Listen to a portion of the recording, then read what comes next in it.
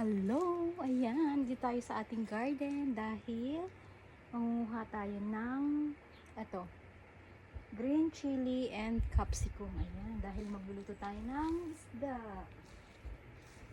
Ayan, ang dami ng bunga. Ayan, diba? Libre na ang ating pang-paksi.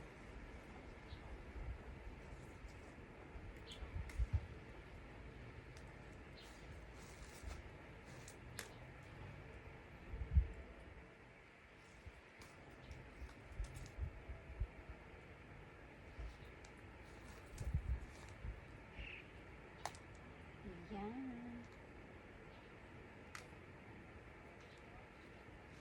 Ayan diba?